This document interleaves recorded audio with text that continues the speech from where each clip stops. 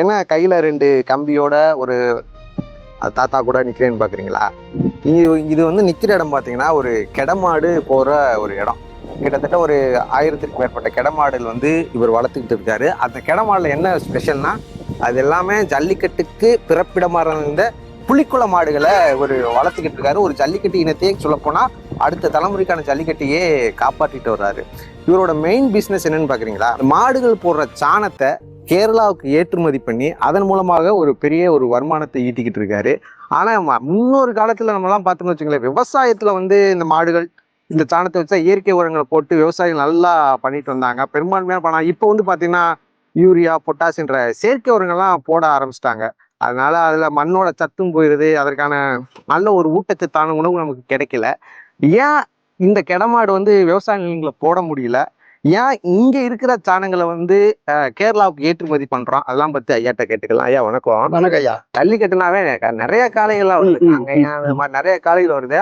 ஆனா ஜல்லிக்கட்டுன்னு ஒரு பிறப்பிடமானது பூர்வீகமானது வந்து புலிக்குளம் மாடு. அந்த மாடுகள் மட்டுமே வளர்க்குறீங்களே, அந்த மாடுகள் எப்படி அது ரொம்ப முரட்டு மாடுன்றாங்களா? இவ்வளவு மாட்டை வச்சு எப்படி மேய்க்கிறீங்க? இல்ல, அது வந்து ஒரு அறிவு, நம்மளுக்காண்டி அது அதிகமான அறிவு.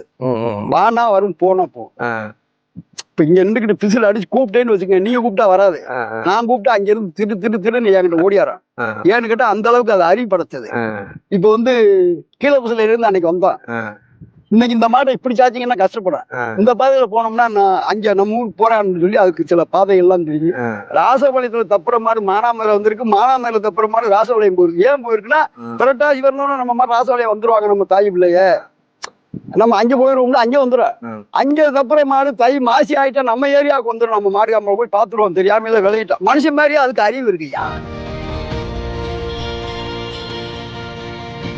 என்ன நம்ம சாணத்துக்கு ஏன் அங்க கேரளால இவ்வளவு பெரிய வரவேற்பு? இந்த சாக்கு இப்ப இவங்க எங்கள்கிட்ட 120 ரூபாய்க்கு வாங்குறாங்க, எப்படி 290 ரூபாய்க்கு இங்க விற்பாங்க.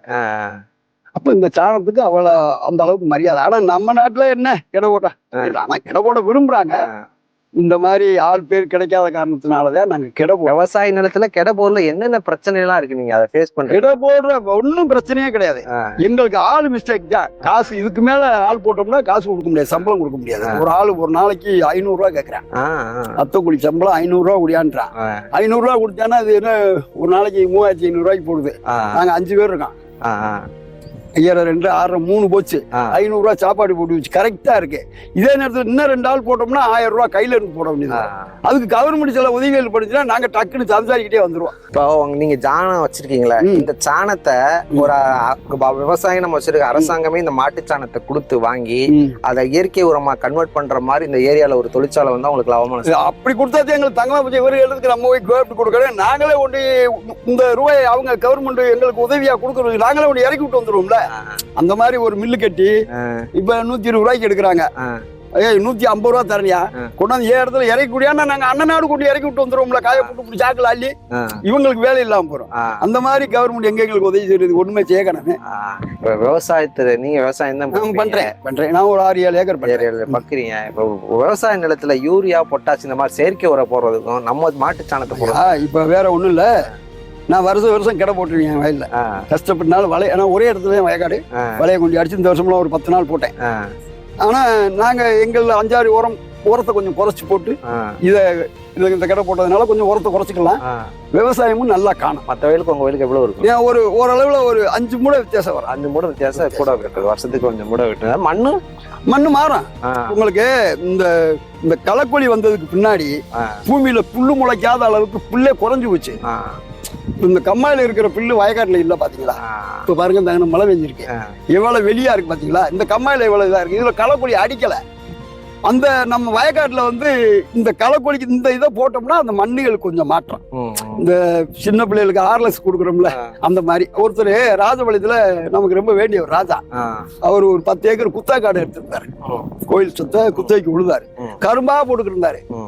ஒரு கரும்பு என்ன இவ்வளவு உயரத்துல வெளியே அப்படியே பறிஞ்சிருச்சு.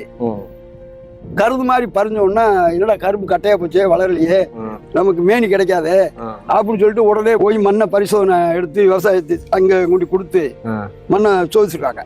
மண்ணை சோதிக்கல. அவர் என்ன சொல்லிட்டாரு, ஐயா இந்த மண்ணுக்கு சக்கரை வியாதி வந்துருச்சான்ட்டாரு.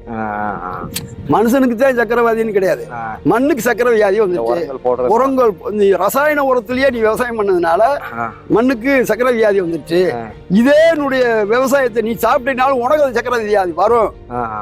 அதுக்கு என்னையா மாற்றம்னு கேட்டாரு. அப்ப அதுக்கு அவருங்க என்ன சொல்லியிருக்காங்க, விவசாய ஆபீஸ்ல இருந்து இந்த மாதிரி நீங்க என்ன செய்றீங்கன்னா ஆட்டுக்கடை மாட்டுக்கடை அதுல அமர்த்துங்க, அமர்த்தி நீருக்கு ஒரு விவசாயம் செய்யுங்க. விவசாயம் நெல்லோ தண்ணி நீர் நின்று பாயிற மாதிரி செய்யுங்க.